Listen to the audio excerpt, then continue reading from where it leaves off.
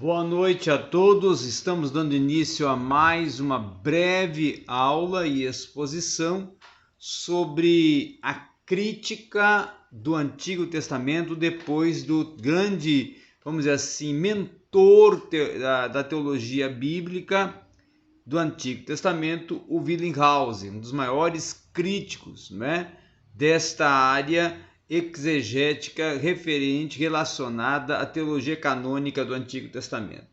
A crítica do século XX, ela vai ser pautada a partir das propostas encabeçadas por Billinghausen.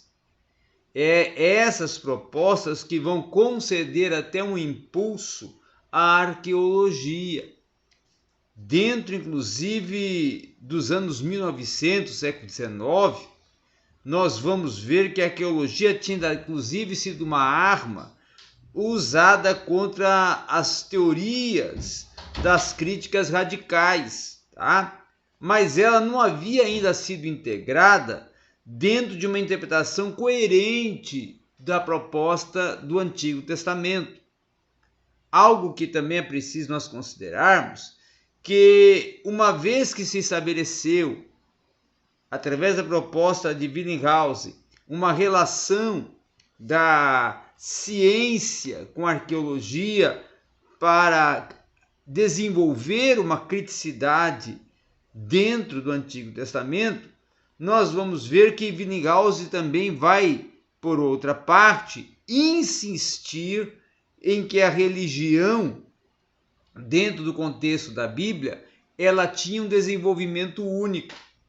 O resultado, inclusive, foi uma controvérsia ocorrendo com a Bíblia e com Babel, que continuou, inclusive, desenvolvendo durante cerca de 20 anos, até que isso viesse a ser reconhecido, desenvolvido, trabalhado através da proposta depois por um precursor do Billinghausen, que foi o Delitzsch, tá?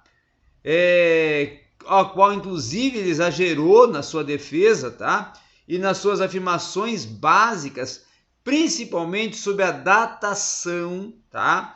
Que não estavam corretas numa ordem de cronologia que estava apontando o Fritz Delitzsch, tá?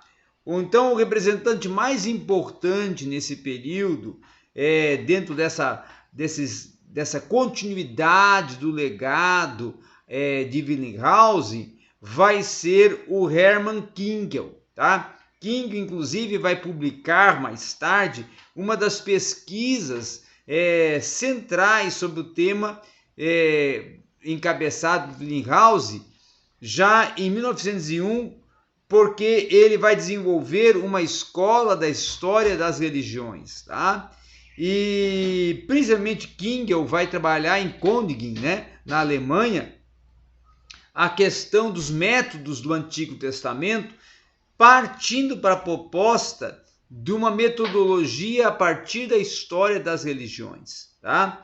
Uma outra questão também é a teoria abordada dentro das origens do Pentateuco, que Kingel vai acreditar e vai defender que cada um dos 4 documentos tinham uma pré-história, ou seja, se estendiam por trás de muitos séculos e também possuíam uma antiga tradição oral, segundo Kingel, que refletiria finalmente nas contradições da Babilônia em cerca de 2000 a.C., tá?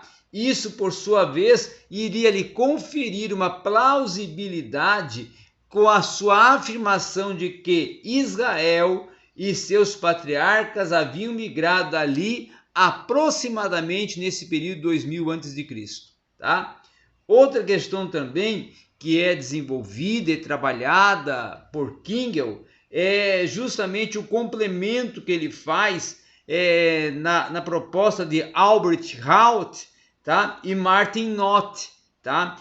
Quando ele vai dizer que principalmente a pesquisa das origens, Israel na Palestina, vão concluir que a hegemonia egípcia que os hebreus estabeleceram em suas primeiras comunidades era, de acordo com eles, os israelitas primitivos que estavam unidos a uma confederação tribal e ligada a santuários religiosos. Então a religião estava envolvida nesta questão também das origens, das raízes históricas israelitas, tá? E esse padrão também, inclusive conhecido como anfictionia, tinha paralelos também na Grécia, tinha paralelos também na Itália, tá? E também estava sendo desenvolvido dentro da proposta governamental dos filisteus, tá? Outra questão também que Alt e Not vão defender, que até inclusive tendo alguns colegas da escola teológica alemã histórico-crítica, eles vão defender que algumas questões relacionadas aos livros históricos do Antigo Testamento eram um relato fidedigno dos acontecimentos desde a época de Davi.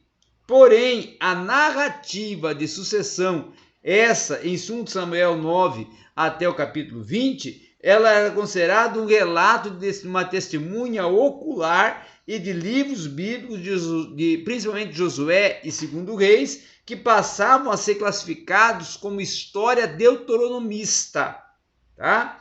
Por causa de fortes ligações com o último livro de Pentateuco. Então, por isso que era atribuído uma perspectiva histórico-deuteronomista, tá? Por essa ligação com o último livro do Pentateuco, Deuteronômio. Então, o resultado geral disso vai ser trabalhado que Israel foi firmemente situado em seu contexto do Oriente Próximo, principalmente mostrando que o Egito e a Mesopotâmia haviam tido ligações muito mais fortes com a Palestina do que se havia imaginado anteriormente. Então, era possível se esclarecer que não se explicava inteiramente grande parte do Antigo Testamento pelo recurso inserido em suas fontes. O resultado, então, era um retrato das origens israelitas, dos postulados israelitas, que eram diametralmente opostos ao fornecido por Wilhelmshausen, que defendia que havia, sim, documentos de época da monarquia de Israel que evidenciavam uma série de tradições e muitas delas certamente eram orais e haviam preservado a memória de uma época, vamos dizer assim, muito anterior. Portanto, ainda Wilhelmshausen vai colocar que não era possível pressupor, tá, que esses textos, principalmente, representassem somente as condições sociais, mas religiosas também da época em que foram reunidos dentro da sua presente forma. Uma outra questão também é que vai se mostrar que a religião israelita ela era muito menos singular do que se havia já pensado e postulado anteriormente. Ela não era só a criação de uma casta sacerdotal, mas também trabalhava com a possibilidade de da relação com o exílio, tá? Principalmente do pré e pós-exílio, que vai ser uma considerável inquietação dentro da massa popular com reflexo na religião. Outro sim também que Kinkel vai fornecer é trabalhar com o princípio da crítica literária. Kinkel vai ser responsável, Hermann Kinkel, pelos princípios da crítica literária. Ele vai conseguir, inclusive, classificar os salmos de um modo que vai fazer sentido e permitir que fosse integrado principalmente à vida religiosa de Israel, tá? Fazendo até um estágio muito anterior de um desenvolvimento histórico para contextos da vida histórica de Israel, principalmente com associação à tradição e principalmente também visualizando a questão da inódia hebraica a partir dos Salmos de Davi e olhando também para questões de um estudo crítico do Gênesis e um estudo crítico da criação, tá? Outra questão também que Kingel vai ir de encontro com a proposta do Wellinghaus dentro dessa crítica literária é justamente o que nós acabamos de falar, que é trabalhar com as questões da arqueologia, da tradição, relacionadas à formação da humanidade, dos povos. Tá? Outra a questão muito importante é que o Kingel vai também ser responsável por examinar esse conceito de gênero, o denominado no alemão Kandung, tá? que é utilizado justamente para compreender o Antigo Testamento dentro da sua construção, tá? E com a opinião, inclusive, que os israelitas estavam unidos a uma forma cultural que era herdada de povos vizinhos e que eles, por si, subsequentemente usavam para se expressar e para manifestar a sua convicção religiosa, principalmente com Yahvé, tá?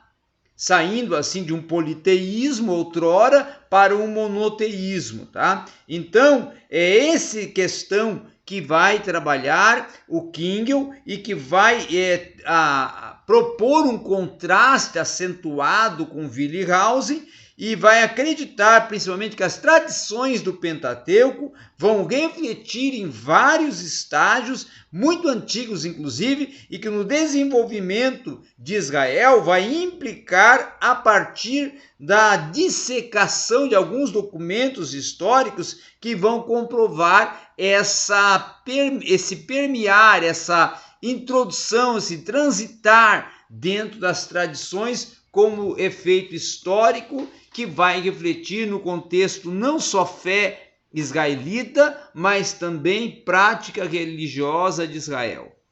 Então essa é que é a grande saga, o grande olhar crítico e literário de Hermann Kingel dentro do Antigo Testamento, confrontando algumas posições do Wellinghaus. E era isso que nós tínhamos para hoje, aqui num breve lampejo sobre a crítica literária do Antigo Testamento dentro das visões e concepções de Hermann Kingel.